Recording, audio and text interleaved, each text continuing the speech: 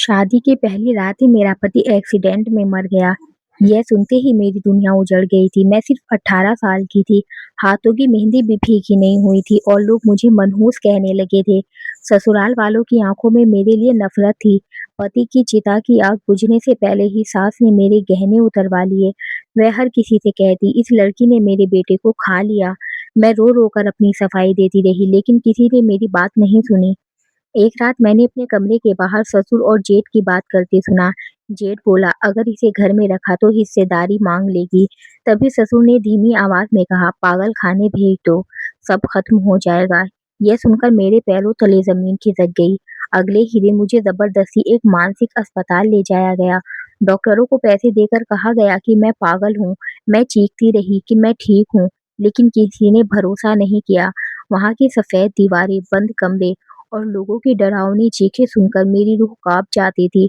शुरुआत में मैं हर दिन भागने की कोशिश करती, लेकिन हर बार मुझे इंजेक्शन देकर बेहोश कर दिया जाता। धीरे धीरे मेरी आवाज कमजोर पड़ने लगी। अस्पताल का एक डॉक्टर, जिसका नाम डॉक्टर राणा था, मुझे अजीब नजरों से देखता था। उसकी आंखों में दरिंदगी थी। एक रात वह मेरे कमरे में आया और बोला, अगर यहाँ आराम से रहना है तो मेरी बात माननी होगी। मैं डर गई। उसने मेरे साथ जबरदस्ती की। उस रात मैं बहुत रोई, लेकिन वहां मेरी चीख सुनने वाला कोई नहीं था। फिर यह रोज का सिलसिला बन गया। वह हर रात मेरे कमरे में आता और मेरी इज्जत तार तार करता। मैंने कई बार खुद को खत्म करने की कोशिश की, लेकिन हर बार बच गई। 4 साल बीत गए। मेरे चेहरे की मासूमियत खत्म हो चुकी थी।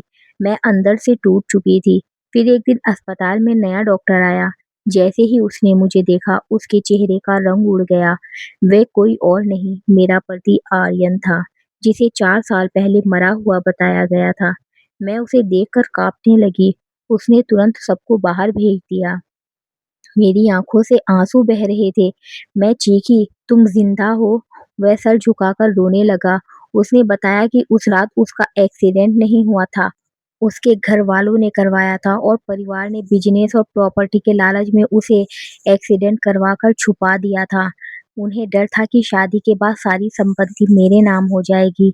इसीलिए उन्होंने दुनिया को उसकी मौत की झूठी खबर दे दी और मुझे पागल खाने भिजवा दिया। लेकिन असली झटका अभी बाकी था। आर्यन ने बताया कि हादसे के बाद उसकी याददाश्त चली गई थी। 4 साल बाद जब उसकी याददाश्त वापस आई, तब उसे मेरे बारे में सच पता चला। उसने मुझे ढूंढना शुरू किया और आखिरकार उसी अस्पताल में नौकरी ले ली, जहां मुझे कैद करके रखा गया था। मैं फूट फूट कर रोने लगी। तभी उसने मेरा हाथ पकड़कर कहा, मैं तुम्हें यहाँ से निकालूंगा। अगले ही दिन वो आया और उसने पुलिस को सबूत दिए। तभी अस्पताल के बाहर अचानक पुलिस की कई गाड़ियां आकर रुकी। आर्यन ने पहले ही सारी रिकॉर्डिंग, फर्जी मेडिकल फाइलें और अस्पताल के सीसीटीवी पुलिस को सौंप दिए थे। डॉक्टर राणा भागने की कोशिश करने लगा, लेकिन पुलिस ने उसे वहीं गिरफ्तार कर लिया। उसकी गिरफ्तारी के बाद अस्पताल के कई कर्मचारियों ने भी सच उगल दिया। उन्होंने बताया कि पैसों के लालच में कई बिल्कुल स्वस्थ लोगों को भी पागल घोषित करके सालों तक बंद रखा गया था। मेरे ससुर, सास और जेठ का नाम सामने आते ही उन्हें भी गिरफ्तार कर लिया गया। अदालत में जब मेरा बयान हुआ तो पूरे कोर्ट रूम में सन्नाटा छा गया। जज ने सभी सबूत देखने के बाद दोषियों को कड़ी सजा सुनाई। फैसला सुनते ही मेरी सास पहली बार मेरे पैरों में गिरकर माफी मांगने लगी, लेकिन अब बहुत देर हो चुकी थी। 4 सालों में जो दर्द मैंने सहा था, उसकी भरपाई कोई माफी नहीं कर सकती थी। अस्पताल से बाहर निकलते समय मैंने खुली हवा में पहली बार गहरी सांस ली। ऐसा लग रहा था जैसे मैं किसी अंधेरी कैद से आजाद हुई हूँ। आर्यन ने मेरा हाथ पकड़कर कहा, मैं जानता हूँ कि मैं तुम्हारा खोया हुआ समय वापस नहीं ला सकता, लेकिन पूरी जिंदगी तुम्हारे हर आंसू की कीमत चुकाऊंगा। मैंने उसकी तरफ देखा, लेकिन मेरी आंखों में भरोसे से ज्यादा दर्द था। मैंने सिर्फ इतना कहा, कुछ रिश्ते टूटने के बाद जुड़ तो जाते हैं, लेकिन उनकी दरारें जिंदगी भर दिखाई देती है। आर्यन की आंखों से आंसू निकल पड़े। उस दिन मुझे समझ आया कि भगवान देर जरूर करता है, लेकिन जब इंसाफ देता है तो सबसे बड़े गुनाहगार भी बच नहीं पाते। मेरी जिंदगी के 4 साल मुझसे छिन गए, लेकिन आखिरकार सच जीत गया और झूठ हमेशा के लिए हार गया।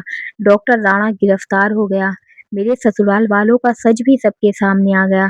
लेकिन 4 सालों में मैं इतना टूट चुकी थी कि अब किसी पर भरोसा नहीं कर पाती थी। अस्पताल से बाहर निकलते वक़्त धूप मेरी आँखों में चुभ रही थी। मुझे ऐसा लग रहा था जैसे मैं किसी कब्र से बाहर निकली हूँ।